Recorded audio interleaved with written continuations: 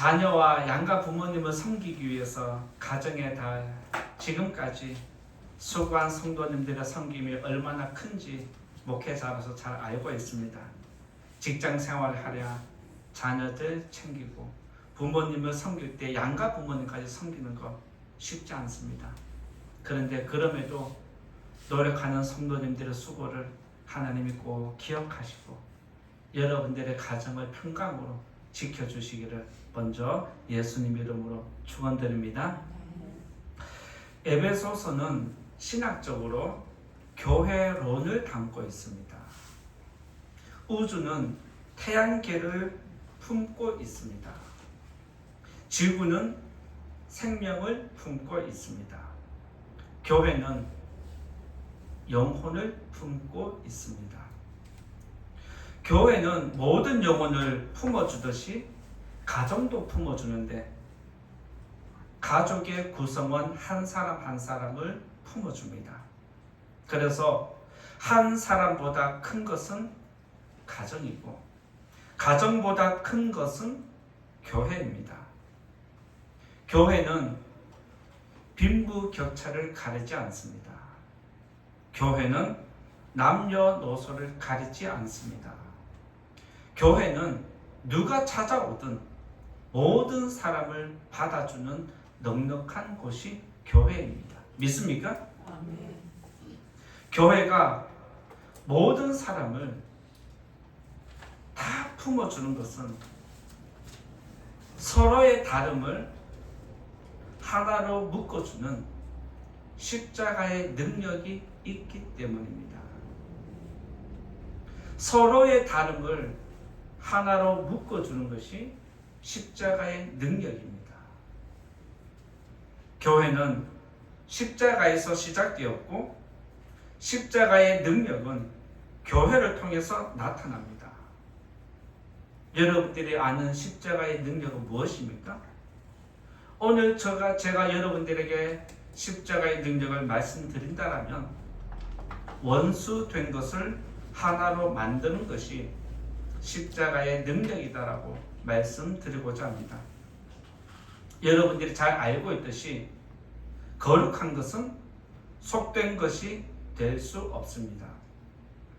이것을 다른 말로 하면 하나님과 죄인은 하나 될 수 없다는 사실입니다. 창조주와 피조물이 하나 되는 것은 있을 수 없습니다. 이것은 불가능합니다. 그런데 불가능하다고 느꼈던, 불가능하다고 여겨졌던 것이 예수님의 성육신과 십자가를 통해서 이루어졌다라고 기록한 것이 성경입니다. 하나님과 원수된 우리의 관계를 회복시키기 위해서 예수님은 사람의 몸으로 이 땅에 오셨고 또한 친히 십자가에서 죽으셨습니다. 이것을 종합해보면 원수된 관계를 하나로 만드는 것은 희생하는 것, 내가 죽는 것, 이것밖에 없다는 것을 깨닫게 됩니다. 마태복음 5장 9절에 있는 말씀에 이런 말씀이 있습니다. 마태복음 5장 9절을 보면 화평하게 하는 자는 복이 있나니 그들이 하나님의 아들이라 일컬음을 받을 것이며. 잘 아시죠? 화평하게 한다는 것은 원수된 것, 다툼으로 분열된 관계를 연합한 것을 화평케 한다라고 이야기를 합니다. 하나님과 우리의 원수된 관계를 화평하게 만든 것은 예수님이신데 바로 여러분의 세상 가운데서 다툼으로 분열되고 원수된 관계를 여러분들이 화평하게 만든다라면 여러분들은 하나님의 자녀가 되는 것입니다. 이것을 우리들에게 말씀하면서 저와 여러분들에게 너희들은 화평을 이루는 사람이 되라. 너희들은 하나님의 자녀다라고 말씀하면서 너희들이 하나님의 자녀로서 이 세상에서 해야 할 일이 무엇인지 알려주십니다. 오늘 우리가 읽은 말씀을 보면 14절에 이런 말씀이 있습니다. 14절 말씀 같이 한번 읽어볼까요? 오늘 말씀 14절입니다. 시작. 그는 우리의 화평이신지라 둘로 하나를 만드사 원수된 것 곧 중간에 막힌 담을 자기 육체로 하시고. 예수님은 자신을 희생했습니다. 그 결과로 나타난 것이 하나님과 우리가 화평을 이룬 것이고, 그 결과물이 오늘 이 자리에서 우리가 하나님을 예배하는 겁니다. 만약 우리가 화평을 이루지 못했다면 저와 여러분들은 이 자리에 없습니다. 화평을 이루었기 때문에 우리가 이 자리에서 지금 예배하는 것입니다. 하나님은 우리에게 예수님처럼 화평을 이루는 거룩한 도구가 되라 말씀하십니다. 하늘에 계신 우리 아버지는 거룩한 분입니다. 저와 여러분들은 하나님의 거룩한 자녀입니다. 그러면 우리가 이 땅에서 해야 할 일은 무엇입니까? 예수님처럼 나를 죽이고 화평을 이루는 것입니다. 믿으시기 바랍니다. 그러면 십자가의 능력으로 분열된 것, 하나 될 수 없는 것을 하나로 만든 것이 있다면 무엇이냐? 첫 번째는 십자가의 능력은 부부를 하나 되게 한다라고 말씀드리고자 합니다. 첫 번째 말씀드릴 것은 십자가의 능력으로 첫 번째는 부부를 하나 되게 한다는 것을 말씀드리고자 합니다. 오늘 우리가 읽진 않았지만 에베소서 5장 22절과 25절에 보면 이런 말씀이 있는데요. 앞에 보고 같이 읽어보겠습니다. 앞에 화면이 준비되었는데요. 22절, 25절 같이 소리 내어서 읽어보겠습니다. 시작. 아내들이여 자기 남편에게 복종하기를 주께 하듯 하라. 25절. 남편들아 아내 사랑하기를 그리스도께서 교회를 사랑하시고 그 교회를 위하여 자신을 주심같이 하라. 세상에서 하나 되기 어려운 관계가 있다면 부부 관계입니다. 이해가 되십니까? 이해가 되기도 하지만 안 되기도 하는 게 부부입니다. 부부는 하나인 것 같지만 둘입니다. 부부는 둘인 것 같지만 하나입니다. 그래서 부부는 하나인 것 같기도 하고 둘인 것 같기도 하고 애매한 것이 부부 관계입니다. 부부 관계가 하나 되기 어려운 것은 두 사람의 인격이 다르고 추구하는 상황, 성향이 다르기 때문에 어떨 때는 하나가 됐다가 어떨 때는 둘로 나누어지기도 합니다. 그래서 부부는 두 인격이 각각의 삶을 사는데 두 인격이 하나로 합쳐지는 것은 불가능합니다. 그래서 부부는 하나인 것 같으면서도 둘이고 둘인 것 같으면서도 하나인데 그만큼 어렵다는 뜻입니다. 지난 주일에 말씀드린 것처럼 마태복음 10장 36절에서 예수님은 이렇게 말씀하셨습니다. 사람의 원수가 자기 집안 식구니라. 이 말 공감하십니까? 원수는 자기 옆에 있습니다. 사람의 원수가 자기 집안 식구라는 것은 원수 같은 부부도 있음을 우리들에게 알려주는 겁니다. 사랑해서 만났지만 원수가 되어서 헤어지는 사람도 있습니다. 어쩔 수 없이 원수와 함께 사는 사람도 있습니다. 집안 식구가 원수라는 것은 서로에게 고통을 주고받는 관계를 이야기합니다. 내가 아내에게 고통을 주고 아내가 남편에게 고통을 주고 서로 고통을 주고받는 관계가 부부 관계입니다. 그래서 예수님은 고통을 주고받는 것 자체가 원수라고 알려주십니다. 그런데 원수 같은 사람과 함께 살면서도 고통 없이 사는 방법이 있다라고 오늘 하나님이 가르침을 주십니다. 그것은 무엇일까요? 앞서 우리가 읽었던 아내는 남편에게 복종하고 남편은 아내를 사랑하는 것입니다. 여기서 남자는 복종이란 단어에 눈이 갑니다. 그래, 너 나한테 복종해야지. 그리고 여자는 사랑이란 단어에 눈길에 가서 나한테 복종을 요구하지 말고 먼저 사랑해라 라고 이렇게 이야기를 합니다.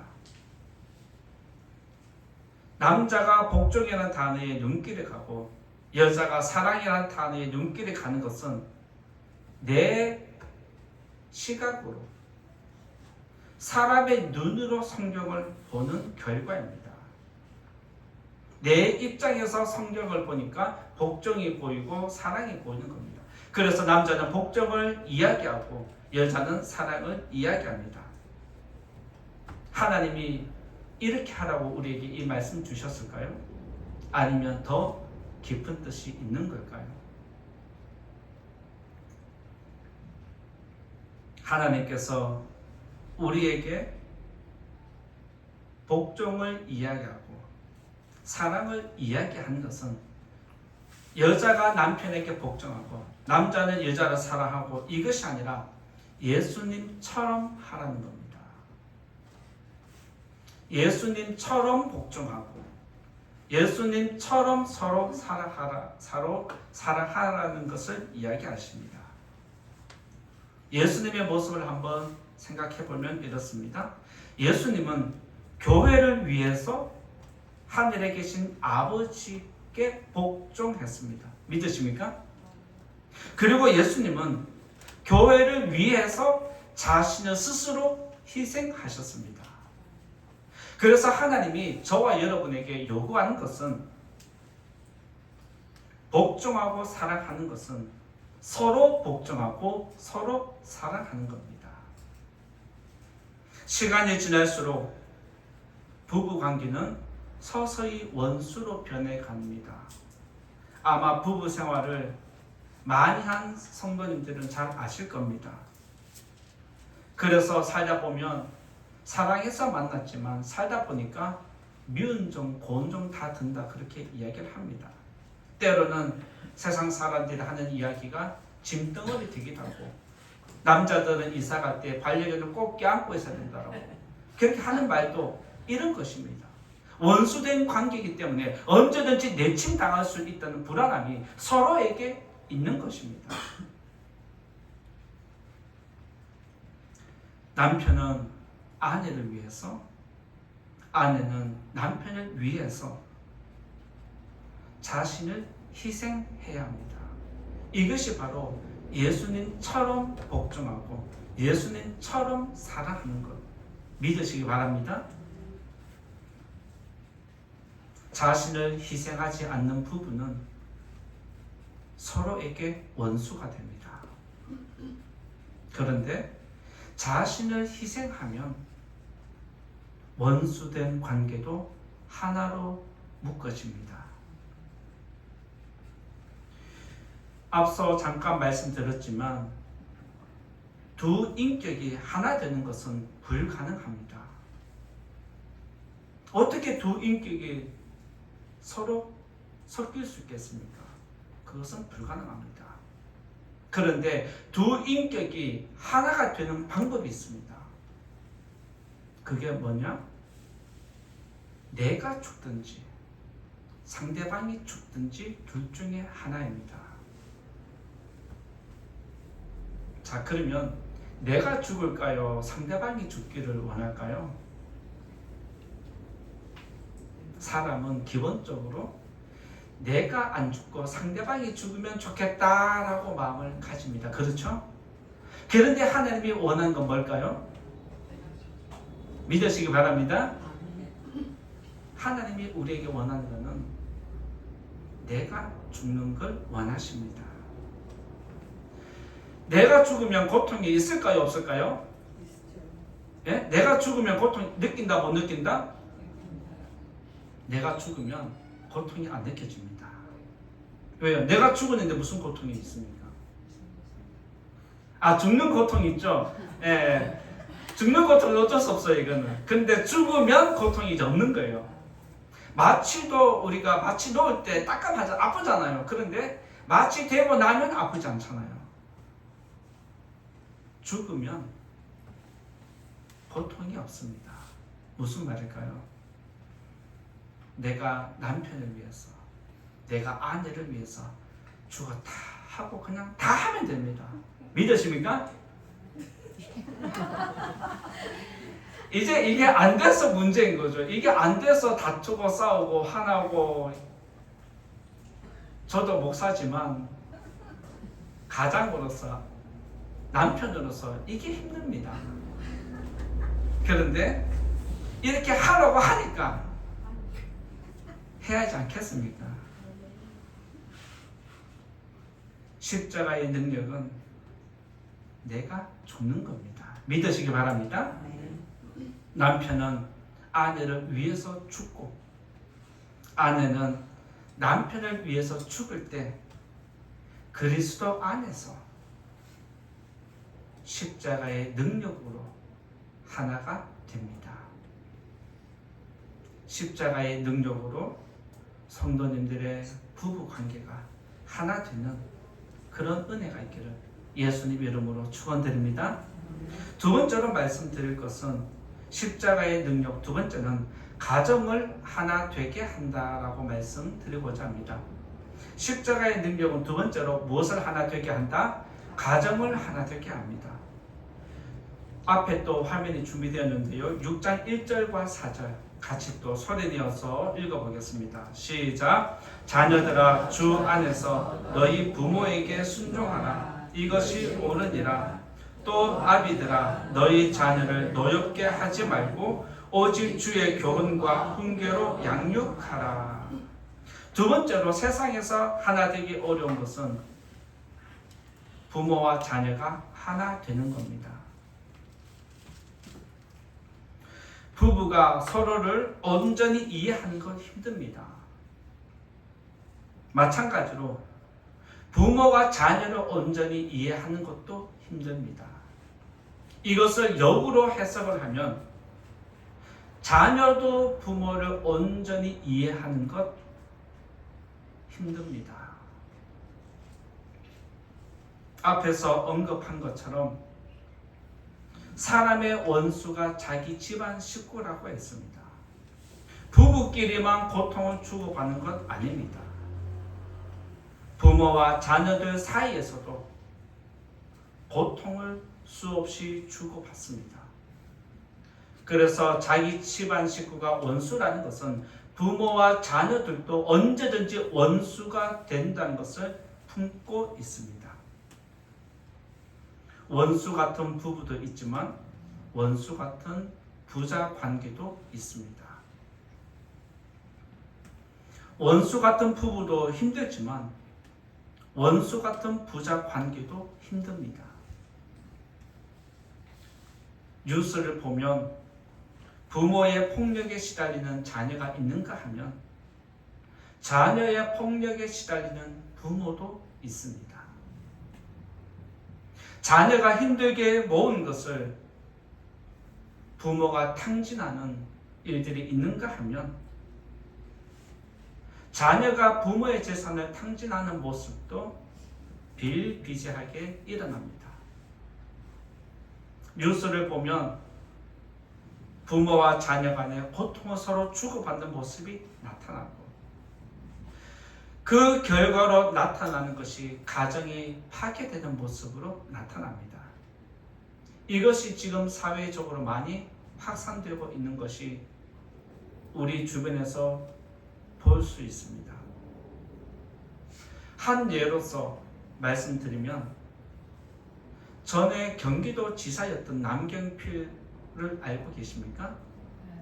전 경기도 지사였던 남경필은 내 아들이 마약을 했다라고 스스로 경찰에 신고를 했습니다. 그리고 그 아들이 감옥에 가기를 원하는 것이 아버지의 뜻이었습니다. 이 일을 계기로 전 경기도 지사였던 남경필은 정치를 그만두게 되었습니다. 아들을 사랑하기 때문에 신고할 수밖에 없었던 아버지의 마음을 아들이 알아줄까요? 지금 그 아들은 감옥에 있습니다. 그리고 그 아들은 감옥에서 아버지가 그렇게 할 수밖에 없다는 것을 알게 되었고 자기를 돌아보게 되었습니다. 그리고 아들을 만났던 아버지가 아들에게 정말 진심을 다해서 미안하다 고백했을 때 그 아들의 입에서 고맙습니다 아버지라는 단어가 나왔습니다. 지금 그 남경필 아들은 감옥에서 무엇을 하고 있을까요? 내가 한때 마약했던 사람이, 내가 한때 아버지를 고통으로 몰아갔던 원수였는데 이제는 십자가의 능력으로 내가 회복되어서 마약하면 안 된다라고 이제는 감옥에 있는 다른 사람들에게 예수님을 믿어야 한다라고 복음을 전하는 사람이 되었습니다. 믿으시기 바랍니다. 현재 남경필 집사는 개척교회를 섬기고 있습니다. 그러면서 동시에 마약 퇴치 운동을 하는 사람으로 거듭났습니다. 아들과 아버지의 관계가 원수였지만 십자가의 능력으로 다시 하나가 되는 관계가 이루어졌습니다. 그러면서 남경필 집사는 간증하면서 이런 이야기를 합니다. 모든 가정은 다른 사람이 모르는 아픔이 있다. 아마 여러분들 가정도 다른 사람이 모르는 아픔이 있고 부모와 자녀 간의 관계도 남들이 모르는 아픔이 있을 수 있습니다. 부부의 관계 속에서 부모와 자녀와의 관계 속에서 아픔이 있는 것, 그 아픔을 하나 되게 하는 것, 깨어진 관계를 하나 되게 하는 것, 십자가의 능력이라고 믿으시기 바랍니다. 가정이 하나 되는 것은 바로 십자가의 능력이라고 여러분들 꼭 믿으시고 여러분들의 자녀에게 자녀들 때문에 고통을 서로 주고받는다라면 십자가를 의지하는 저와 여러분 될 수 있기 바랍니다. 가정이 하나 되는 방법으로 하나님은 자녀는 부모에게 순종하면 되고 부모는 자녀를 노엽게 하지 않으면 된다라고 말씀해 주십니다. 부모의 책임은 자녀를 말씀으로 가르치는 겁니다. 부모의 책임은 무엇이다? 자녀를 가르치는데 뭘로 가르쳐라? 말씀으로 가르쳐야 됩니다. 그러면 자녀의 책임은 무엇일까요? 말씀에 순종하는 것입니다. 무슨 말일까요? 부모는 말씀으로 자녀들을 가르치면 끝납니까? 그게 아니라는 거예요. 가르치기 위해서 먼저 어떻게 해라? 말씀을 자기 것으로 만들고 말씀으로 자녀들의 행동으로 본이 되라는 겁니다. 말씀으로 사는 부모가 되라는 것을 이야기합니다. 부모가 말씀으로 살면 자녀가 말씀으로 순종하게 된다는 이 원리를 지금 하나님이 우리에게 요구하는 겁니다. 부모는 자신을 희생해야 합니다. 그것이 성경에서 말하는 본이 되는 겁니다. 부모가 자녀를 위해서 희생할 때 자녀는 부모를 위해서 희생하는 자녀가 됩니다. 믿으시기 바랍니다.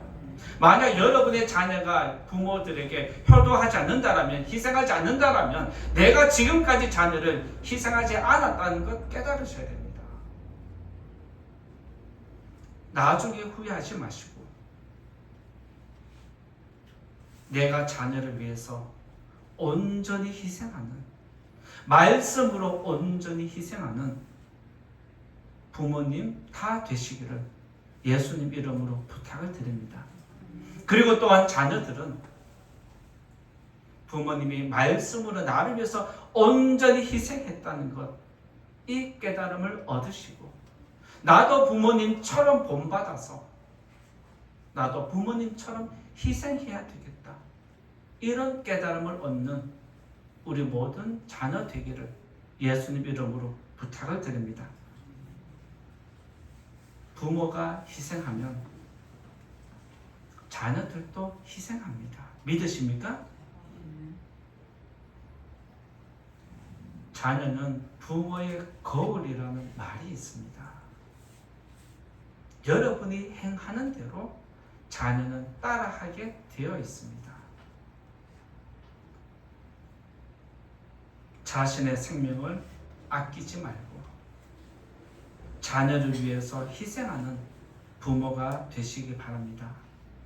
그리고 부부가 서로 죽을 때 하나 되는 것처럼 부모가 자녀를 위해서 죽을 때 가정은 하나가 됩니다. 두 번째 말씀에서 가정이라는 단어를 넣은 것은 가정은 부모와 자녀가 만날 때 가정이라고 표현을 쓰고 있습니다. 그래서 가정이 하나 되는 것은 부모가 자녀를 위해서 죽고 자녀가 부모를 위해서 죽을 때 그때 가정이 하나가 됩니다. 앞에서 말씀드린 것처럼 예수님처럼 복종하고 예수님처럼 살아갈 때 가정이 하나됨을 믿으시기 바랍니다. 십자가의 능력으로 서로 죽음을 통해서 여러분의 가정이 든든히 세워지는, 여러분의 희생으로 교회가 든든히 세워지는 우리 모두가 되기를 예수님 이름으로 축원드립니다.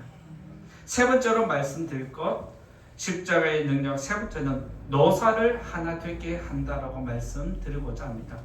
세 번째는 노사를 하나 되게 한다라고 말씀드리고자 하는데, 에베소서 6장 5절 9절 말씀 또 앞에 화면을 보고 같이 읽어보겠습니다.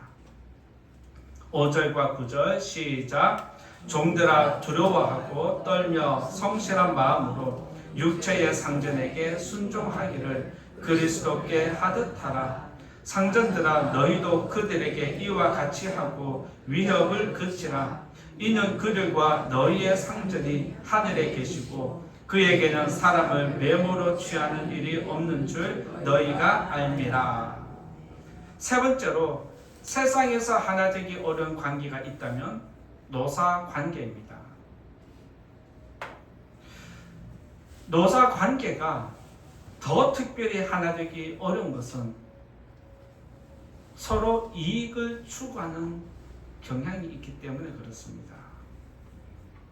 일하는 사람도 이익을 추구하고 경영하는 사람도 이익을 추구하기 때문에 내 이익을 가지고 올수록 상대방의 이익이 줄어듭니다. 그래서 두 관계는 하나 되기가 정말 어렵습니다. 노사 관계를 표현하자면 놀이터에 있는 시소와 같습니다.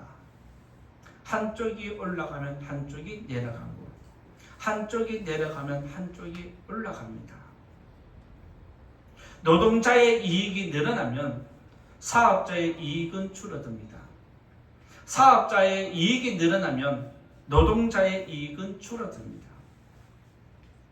우리가 매년 노사가 임금 교섭하는 뉴스를 접하게 됩니다. 그런데 임금 교섭을 위해서 모이는데 좋게 끝나는 게 별로 없습니다. 계속해서 다투고 계속해서 시간이 길어집니다. 왜요? 자기 이익을 늘리기 위해서 최대한 다툼을 일으킵니다. 그래서 협상이 되지 않으면 상대방에게 고통을 일으켜서라도, 상대방에게 고통을 가해서라도 내 이익을 관철시키려고 하는 것이 세상의 모습입니다. 그래서 노동자들은 이익을 채우기 위해서 파업을 선언합니다.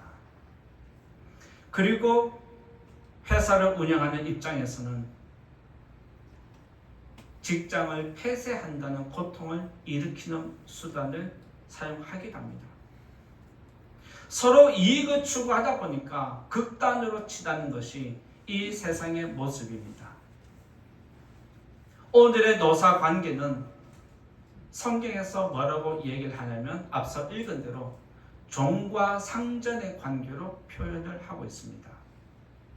종과 상전의 관계를 잘 살펴보면 노사 관계가 보이고, 하나님은 종과 상전의 관계, 하나 될 수 없는 관계도 십자가의 능력으로 하나 될 수 있다라고 지금 알려주십니다. 이것은 노사 관계도 십자가의 능력으로 하나 될 수 있다라고 알려주는 것과 같은 겁니다. 그것은 종은 상전에게 순종하고 상전은 종에게 위협을 그치는 겁니다. 이것은 무슨 말일까요? 각자의 자리에서 정직하라는 의미입니다. 각자의 자리에서 정직하면 서로 하나 될 수 있다는 걸 이야기합니다. 종은 종의 자리에서 정직하게 행하면 됩니다. 상전은 상전의 자리에서 정직하게 행하면 됩니다. 주어진 일에 최선을 다하는 종은 주인이 기뻐합니다. 그리고 종에게 수고한 대가를 정직하게 지불하면 종도 기뻐합니다. 서로 좋은 관계를 이루는 것이 바로 하나 되는 것 아니겠습니까? 각자의 주장만 하면 하나 될 수 없지만 서로의 이익을 채워주는 관계로 발전하면 하나 될 수 있습니다. 내 것만 채우려고 하니까 하나가 되지 않는 겁니다. 그런데 상대방의 이익을 채워주면 하나가 되는 것이 종과 상전의 관계입니다. 이익에 집중하면 하나 되지 않지만 자기 자리를 지키면 쉽게 하나 될 수 있는 겁니다. 서로의 이익을 채워주는 관계가 되려면 역시 십자가의 능력으로 자신이 죽어야 합니다. 종은 죽는 마음으로, 상전은 죽는 마음으로 서로를 보완해 줄 때 같이 사는 것을 이야기합니다. 종이 주인을 위해서 죽는 것 당연하죠. 그런데 그 당연함이 사람의 해석입니다. 상전은 종이 죽도록 일하기를 원하고 있습니다. 그러면 종은 죽도록 일할까요? 그렇지 않습니다. 종은 적당히 일을 합니다. 왜요? 죽지 않기 위해서. 죽지 않기 위해서 종이 적당히 일하면 그 회사는 든든히 세워질까요? 그렇지 않습니다. 시간이 지나면 직장은 흔들리고 무너지게 되어 있습니다. 내가 죽으면 상대방도 죽습니다. 그래서 하나님은 너도 살고 상대방도 사는 방법이 있어. 그게 뭐냐? 상대방을 위해서 너가 죽는 거야. 이것을 말씀해 주십니다. 힘과 권력이 작동하는 세상에서는 종은 무조건 주인을 위해서 죽어야 됩니다. 세상에서는 종이 무조건 죽어야 된다라고 그렇게 이야기를 합니다. 그런데 하나님 나라의 원칙을 보면 종은 주인을 위해서 죽어야 하지만 주인도 종을 위해서 죽어야 한다는 것이 하나님의 원칙입니다. 서로 죽어야 서로 산다는 원칙을 말씀하십니다. 십자가의 능력은 하나 될 수 없는 관계를 하나로 묶어주는 것이 있습니다. 그게 바로 내가 죽는 겁니다. 아름다운 세상을 만들기 위해서 자신을 희생하는 성도가 되어야 됩니다. 여러분의 가정을 넘어서서 여러분의 직장이 살기를 원하고 여러분의 직장이 잘 되기를 원하면 내가 거기서 죽으면 됩니다. 내가 죽었는데 보상이 안 되면 어떡해? 그것은 하나님께 맡기는 겁니다. 하나님, 내가 죽도록 할 테니까 주인도 나를 위해서 죽게 해달라고 기도하는 것, 그게 믿음입니다. 내가 죽도록 했는데 상전이 나에게 보상을 안 해주니까 적당히 해야 되겠다. 이것은 정직하지 못한 것입니다. 정직한 사람은 자기에게 주어진 일에 충성하는 겁니다. 믿으시기 바랍니다. 십자가의 능력으로 여러분들이 세상에서 죽으시기 바랍니다. 여러분들이 세상에서 죽으면 십자가의 능력이 나타나고 세상은 거룩하게, 세상은 아름답게 변화가 일어납니다. 믿으시기 바랍니다. 믿으시고 이제 죽으시는 저와 여러분 되시기 바랍니다. 이제 결론의 말씀 드리고자 합니다. 결론의 말씀으로 오늘 말씀을 드리려고 하는데 16절을 같이 읽어보겠습니다. 오늘 말씀 16절 같이 읽어보겠습니다. 시작. 또 십자가로 이 둘을 한 몸으로 하나님과 화목하게 하려 하심이라. 원수된 것을 십자가로 소멸하시고. 오늘 말씀에서 분명히 알려줍니다. 원수의 관계를 소멸하는 것은 십자가의 능력이다. 믿으시기 바랍니다. 가정의 달에 여러분들이 자녀를 기쁘게 하려고, 부모를 기쁘게 하려고 이것저것 선물을 주지 않았습니까? 그런데 주고 나면 다시 예전으로 돌아가는 거 알고 있으시죠? 받을 때만 좋아하고 받고 나면 예전으로 다시 돌아갑니다. 그게 세상의 모습입니다. 가정의 달에 최고의 선물은 내가 죽는 겁니다. 믿으시기 바랍니다. 네.